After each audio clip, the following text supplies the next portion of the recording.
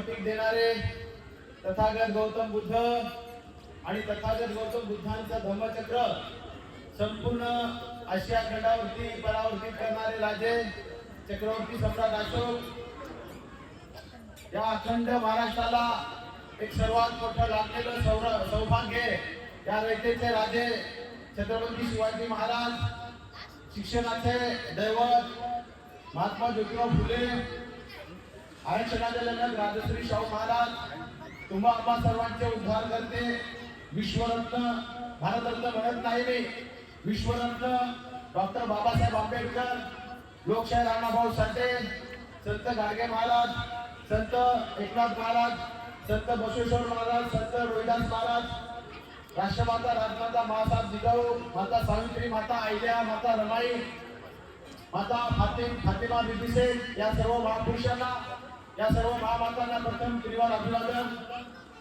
या ठिकाणी the Buddhist society of India तथा भारतीय बौद्ध महासभा बेडेकर नगर डीजे कॉम्प्लेक्स साबे या शाखेच्या अंतर्गत प्रत्येक वर्षी या ठिकाणी महापुरुषांच्या विचारांची या ठिकाणी जयंती साजरी होत असताना बांधवांनो, तसेच सावित्री माता महिला मंडळ यांचे सुद्धा प्रत्येक वर्षी या ठिकाणी सविस्तररित्या जयंतीचा उत्सव या ठिकाणी होत असतो। साहेब मला वाटते मुलांचे बरेचसे डान्स बाकी आहेत, मला वेळ देण्यापेक्षा मुलांना वेळ मिळायला पाहिजे। खरं तर बांधवांनो, या ठिकाणी जयंती साजरी होत असताना आपण पाहतोय हा जो 1 तारखेपासून चाललेला सोहळा, 1 एप्रिल पासून चाललेला सोहळा हा संपूर्ण 30 एप्रिल पर्यंत चालत असतो। हा संबंध भारतामध्ये, संबंध महाराष्ट्राच्या प्रत्येक ठिकाणी हा जयंती सोहळा या ठिकाणी साजरा होत असताना आपल्याला पाहायला मिळतो। मला आनंदाने सांगावं वाटते की डॉक्टर बाबासाहेब आंबेडकर सार्वजनिक जयंती उत्सव मंडळाची या दिव्या शहरामध्ये फार मोठी अशी भव्य देवी रॅली निघत असते आणि त्या अनुषंगाने डॉक्टर बाबासाहेब आंबेडकर सार्वजनिक जयंती उत्सव मंडळाचं प्रत्येक संघटनेला, प्रत्येक शाखेला, प्रत्येक ठिकाणी एक विनंती असते की आपल्या शाखेचा जो कार्यक्रम आहे तो कृपा करून 14 एप्रिलला घ्यायला नाही पाहिजे, कारण जेणेकरून त्यावेळी रॅली असते म्हणून जास्तीत जास्त बांधव रॅलीमध्ये सहभागी असतात, म्हणून इतर ठिकाणी येता येत नाही। म्हणून त्याच अनुषंगाने आपली भारतीय बौद्ध महासभा सुद्धा एक कुठल्या तरी वेळेला म्हणजे 14 एप्रिल सोडून कुठला तरी दिवस घेत असतो आणि म्हणजे होते काही त्या ठिकाणी प्रत्येक धम्म बांधव अनुयायी त्या ठिकाणी येऊन आपल्या कार्यक्रमाची शोभाही वाढवण्याचं त्या ठिकाणी काम होत असते। पण डॉक्टर बाबासाहेब आंबेडकरांची जयंती या ठिकाणी साजरी होत असताना बांधव आपण पाहतोय आता सध्या एक मुद्दा ताजा आहे। काल झालेला मुद्दा संसदेमध्ये स्त्रियांवरती आरक्षण, स्त्रियांचे आरक्षण त्या ठिकाणी बहुमतांनी बहुमत झालं आणि आरक्षण स्थगित झालं। मला या ठिकाणी प्रकर्षाने सांगायचं आहे की जे संसदेमध्ये जे स्त्रियांना आरक्षण मिळणार होतं ते आरक्षण 33% आरक्षण ते बहुमताने कुठेतरी पारित झालं।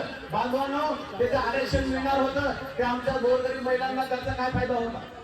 त्या आरक्षणाचा आमच्या गोरगरीब महिलांना काहीच फायदा नव्हता, तर ते आरक्षण त्या राजकीय महिलांना फायदा होता, राजकीय महिलांसाठी त्या आरक्षणाचा फायदा होता। म्हणून ते बांधवांना लक्षात घ्या, डॉक्टर बाबासाहेब आंबेडकरांनी भारतीय संविधानामध्ये आमच्या महिलांना सर्वोत्तपरी असलेले त्या ठिकाणी हक्काधिकार दिलेले आहेत आणि ही लोक संविधानामध्ये काहीतरी बदल करू पाहतात, परंतु या ठिकाणी विरोधक खंबीर असल्यामुळं ते कुठेतरी षडयंत्र त्यांचं त्या ठिकाणी बांधवांनो पाडून ठेवलेलं आहे। आपण या ठिकाणी पाहत आलोय डॉक्टर बाबासाहेब आंबेडकरांची जयंती साजरी होत असताना बाळांनो बोलू नका, इथे लक्ष द्या बांधवांनो, डॉक्टर बाबासाहेब आंबेडकरांची जयंती साजरी होत असताना आपण पाहतोय या दिवाळी भागामध्ये प्रत्येक ठिकाणी डॉक्टर बाबासाहेब आंबेडकरांच्या प्रतिमा असतात, तथागत गौतम बुद्धांच्या प्रतिमा असतात, त्याच ठिकाणी छत्रपती शिवाजी महाराजांची सुद्धा प्रतिमा असते, कारण छत्रपती शिवाजी महाराज या महाराष्ट्राच्या मातीला लाभलेलं फार मोठं वैभव आहे, म्हणून ते वैभव आपण त्या ठिकाणी जपण्याचं काम करत असतो। बाबासाहेबांसोबत आपण छत्रपती शिवाजी महाराजांना सुद्धा जपत असतो। बाबांनो, खऱ्या अर्थाने हे महापुरुषांची जयंती असते। लक्षात घ्या, सायंकाळची वेळ आहे, 26 नोव्हेंबर 1949 रोजी सायंकाळची वेळ आहे आणि बाबासाहेब आंबेडकर सोफ्यावरती बसले, त्यांच्यासोबत नानकचंद रदू आहेत। बाबासाहेब सोफ्यावरती बसले आणि बाबासाहेब क्षणामध्ये हसत होते आणि क्षणामध्ये रडत होते। नानकचंद रदूला समजत नव्हतं नेमकं बाबासाहेबांना काय होत आहे, बाबासाहेब क्षणामध्ये हसत होते आणि क्षणामध्ये रडत होते. नानकचंद रघुला वाटलं काय झालं नेमकं बाबासाहेबांना, बाबासाहेब असे का करत असतील बरं. त्यांनी बाबासाहेबांना विचारायची हिंमत केली आणि शेवटी नानकचंद रघुनी बाबासाहेबांना विचारलं की बाबासाहेब नेमकं तुम्हाला काय होते, आज तुम्ही असे का करत आहात. त्यावेळेस बाबासाहेब नानकचंद रघुला सांगतायत, अरे नानकचंद रघु, मला ज्यावेळेस मी आज फार खुश आहे, मी आज समाधानी आहे. मला जे पाहिजे होतं ते माझ्या लोकांना मी भारतीय संविधानाच्या मार्फत या ठिकाणी आणून दिलं रे. मी आज फार संतुष्ट झालेला आहे. परंतु हे सर्व देत असताना, हे सर्व करत असताना मला तो एक माझा काळ आठवला, मला माझा तो काळ आठवला आणि माझ्या डोळ्यामध्ये खळखळ अश्रू आले रे. माझा तो एक काळ असा होता, अरे नानकचंद, माझा तो एक काळ असा होता ज्या वेळेस माझा राजरत्न तापेने फणफणत होता. माझ्या राजरत्नाचा ताप भरपूर वाढत होता. अरे नानकचंद, माझ्या राजरत्नावरती फार ताप वाढत होता ते मला माहित होतं. परंतु माझ्या राजरत्नाला औषध उपचार करण्याकरिता माझ्याकडे पैसे नव्हते रे. माझ्या राजरत्नाचा ताप वाढतोय हे मला माहित आहे, परंतु माझ्या राजरत्नावरती औषध उपचार करण्याकरिता माझ्या खिशामध्ये पैसे नव्हते रे. आणि मग काय करावं, माझ्या राजरत्नाला मी माझ्या छातीशी गवटावून घ्यायचो. ज्या वेळेस राजरत्नाची ताप वाढत होती त्या वेळेस मी माझ्या राजरत्नाला गवटावून घ्यायचो, कारण माझ्याकडे औषध उपचारासाठी पैसे नव्हते. अरे ज्या वेळेस माझ्या राजरत्नाचा ताप फार वाढत आहे, अरे आता तो कुठेतरी चालायला लागला होता, आता कुठेतरी तो बोलायला लागला होता. माझ्या राजरत्नाचा ताप भरपूर वाढत आहे हे मला माहित आहे. मी माझ्या राजरत्नाला खांद्यावरती घेतलं, माझ्या राजरत्नाला खांद्यावरती टाकलं. माझा राजरत्न माझ्या खांद्यावरती कधी प्राण झाला, माझ्या राजरत्नाचा माझ्या खांद्यावरती कधी प्राण निघून गेला हे माझं मला कळलं नाही रे. माझा राजरत्न गेला माझ्या खांद्यावरती, माझ्या राजरत्नाला मी औषध करू शकलो नाही, माझ्या राजरत्नाला मी औषध उपचार करू शकलो नाही, म्हणून माझा राजरत्न माझ्या खांद्यावरती प्राण झाला. माझ्या राजरत्नाचा माझ्या खांद्यावरती प्राण निघून गेला. बराच वेळ झाल्यावरती मी दोन्ही मांड्याच्या मध्ये डोकं टाकून रडतोय. आणि बऱ्याच वेळाच्या नंतर शेजारी पाजारी जमले, सर्व आले आणि म्हणताय की आता बाळाचा मृत्यू होऊन बराचसा वेळ झाला, बाळावरती आता अंतिम संस्कार करावे लागतील. आणि अंतिम संस्कार करण्याकरता बाळाला नवीन कपडे घालावे लागतील. आणि एक बुजुर्ग येतोय आणि मला म्हणतोय की बाळाला अंतिम संस्कार करण्यासाठी नवीन कपडे लागतील. त्यावेळेस अरे माझ्या राजरत्नाला औषध उपचार करण्यासाठी माझ्याकडे 1 रुपया नव्हता, तर त्या बाळाला अंगावरती कपडे आणण्यासाठी माझ्याकडे पैसे कुठून येतील पैसे. आणि मी दोन्ही पायाच्या मध्ये डोकं टाकून मी डसा रडतोय.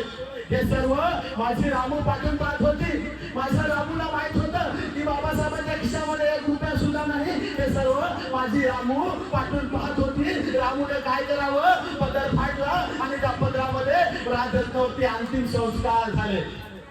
पदरावरती राजरत्नाचे अंतिम संस्कार झाले. कशासाठी बलिदान आहे. आज एका राजरत्नाला बाबासाहेब म्हणतायत, अरे माझा एक राजरत्न गेला तर काय झाला, माझा एक राजरत्न गेला तर काय झाला. मला इथे येणारा उद्या माझा कोट्या राजरत्न मला औषधाविना आणि अन्नधान्याविना घालवायचं नाही रे. एक राजरत्न या ठिकाणी मला औषधाविना अन्नधान्याला घालवायचं नाही. आणि मग 2 ते 3 दिवसानंतर डॉक्टर बाबासाहेब आंबेडकर त्यांना लंडन येथे गोलमेज परिषदेसाठी जायचं असतं. आणि मग त्यावेळेस बाबासाहेब आपली बॅग धरतात आणि जाण्यासाठी निघतात. त्यावेळेस त्यांचे बंधू येतात पुढं आणि त्यांचे मोठे भाऊ येतात बाळाराम, आणि त्याला बाबासाहेबांना म्हणतात, अरे भिवा तू कुठे जातस आहे, कुठे जातोस भिवा. अरे भिवा आता तर राजरत्न निघून गेलाय, आता तर राजरत्न गेलाय, भिवा तू कुठे निघाला. त्यावेळेस बाबासाहेब 2 मिनिटं स्तब्ध झाले, शांत झाले. आणि 2 मिनिटानंतर बाबासाहेब सावरतायत आणि आपल्या भावाला म्हणतायत, अरे दादा मी जर का आज लंडनला गेलो नाही, मी जर का आज कॉन्फरन्स परिषदेला गेलो नाही, तर ही गांधी अँड कंपनी माझ्या मराठा कुणबी ओबीसी बांधवांना SC ST HT माझ्या बांधवांना मी देत करू असलेलं आरक्षण ही लोक खाऊन घेतील रे. हे माझ्या लोकांना आरक्षणापासून वंचित होतील, म्हणून मला काही करून लंडनला जावंच लागेल. विचार करा, बाबासाहेब आंबेडकरांनी स्वतःच्या पोरांची काळजी केली नाही, स्वतःच्या पोरांचं प्रेतची आग सुद्धा शांत झाली नाही, तरी डॉक्टर बाबासाहेब आंबेडकर त्या ठिकाणी गोल्डन परिषदेला जातात. कशासाठी? ते फक्त आणि फक्त या देशातील प्रत्येक नागरिकासाठी. मग बरेचसे लोक म्हणतात की डॉक्टर बाबासाहेब आंबेडकरांनी संविधान फक्त एका जातीसाठी लिहिले नाही, आणि डॉक्टर बाबासाहेब आंबेडकरांनी भारतीय संविधानामध्ये या देशातील प्रत्येक व्यक्तीचा, प्रत्येक समूहाचा, प्रत्येक जातीचा त्या ठिकाणी त्यांना प्रतिनिधित्व दिलं बांधवानं. म्हणून डॉक्टर बाबासाहेब आंबेडकर आमच्यासाठी या ठिकाणी दिली आहे. म्हणून मला एक सांगायचं आहे, डॉक्टर बाबासाहेब आंबेडकरांची जयंती 152 देशामध्ये होत असताना, लक्षात घ्या, 152 देशामध्ये डॉक्टर बाबासाहेब आंबेडकर यांची जयंती होत असताना मला गेल्या वर्षी पूजा भालेराव मॅडम म्हटलं की तो मोठा घ्या, मॅडम खास तुमच्यासाठी तो घेतो मोठा, सॉरी गीता भालेराव मॅडम आपल्या, सॉरी. लक्षात घ्या, बाबासाहेब आंबेडकरांना कुणी स्वीकारलं? अमेरिकेमध्ये कोलंबिया नावाचं विद्यापीठ आहे, शेवटचा मुद्दा घेतो. अमेरिकेमध्ये कोलंबिया नावाचं विद्यापीठ आहे, आणि त्या विद्यापीठाला नुकतेच काही वर्षापूर्वी 300 वर्ष पूर्ण झाले. आणि मग त्या गुरुजींनी ठरवलं की आपल्या विद्यापीठाला 300 वर्ष पूर्ण झाले, आणि या 300 वर्षामधून शिकून गेलेल्या 1 लाख विद्यार्थ्यांची आपल्याला ठिकाणी यादी काढायची आहे.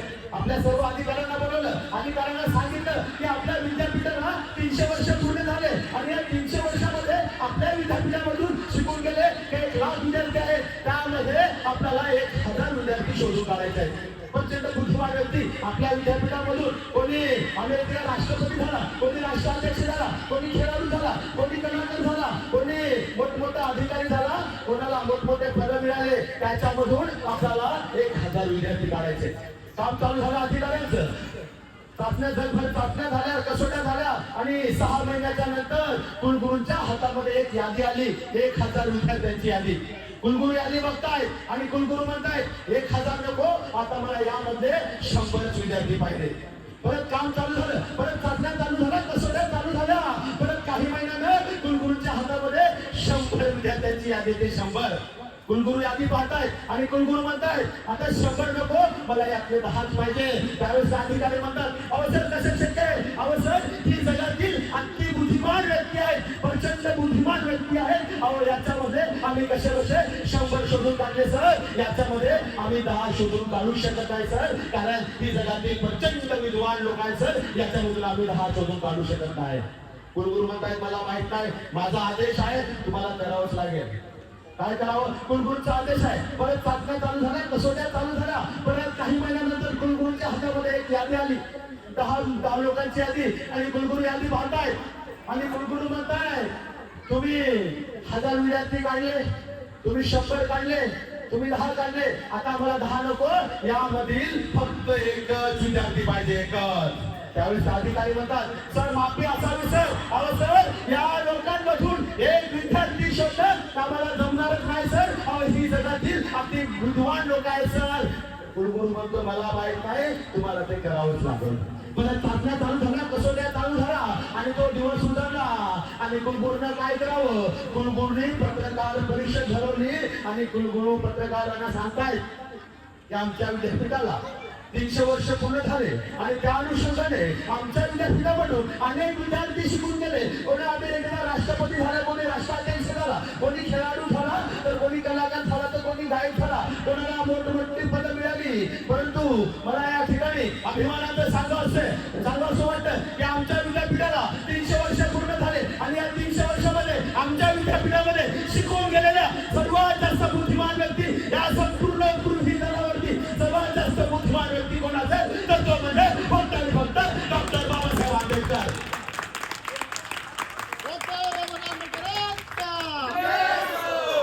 300 वर्षामधून शिकून गेलेला करोडो विद्यार्थ्यांमधून सर्वात प्रचंड बुद्धिमान व्यक्ती कोण असेल तर ते व्यक्ती म्हणजे डॉक्टर बाबासाहेब आंबेडकर.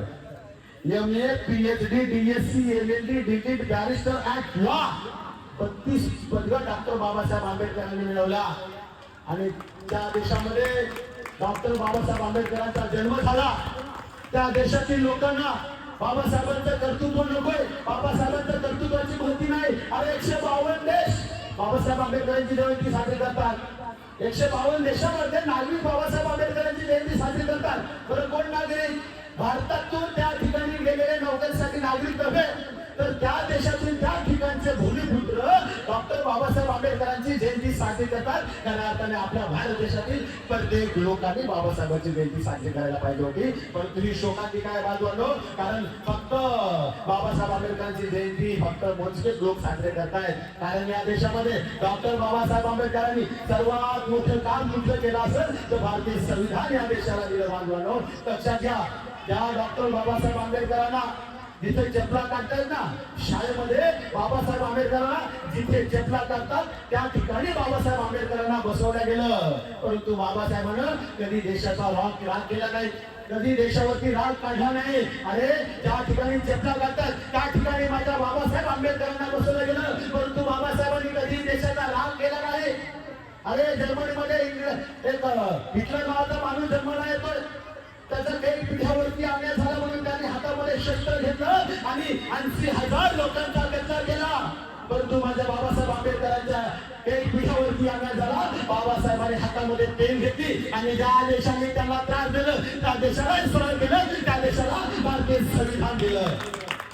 म्हणून आम्हाला बाबासाहेब आंबेडकरांची जयंती या ठिकाणी करायला पाहिजे. बांधवनो, प्रत्येक घरामध्ये बाबासाहेब आंबेडकरांची जयंती सण उत्सवासारखी झाली पाहिजे. बांधवनो, मी बोलायला परत वेळ पण घेऊ शकतो, परंतु मला वाटते या ठिकाणी टाईम पण बराचसा झालेला आहे, 10 वाजले आणि लहान मुलांचे डान्स सुद्धा आहेत. त्या अनुषंगाने बांधवांनो मी इथे थांबतो. येणाऱ्या काळामध्ये भारतीय बौद्ध महासभा तथा बुद्धिस्ट सोसायटी ऑफ इंडिया या शाखेअंतर्गत असे त्या ठिकाणी जयंती सोहळे, जयंती उत्सव मोठमोठे होत जावो या ठिकाणी एवढीच आपल्याकडनं अपेक्षा व्यक्त करतो. आणि डॉक्टर बाबासाहेब आंबेडकर सार्वजनिक जयंती उत्सव मंडळ या मंडळाचे सर्व पदाधिकारी या ठिकाणी उपस्थित आहेत. या मंडळाच्या वतीने मी आपल्या सर्वांना आणि डॉक्टर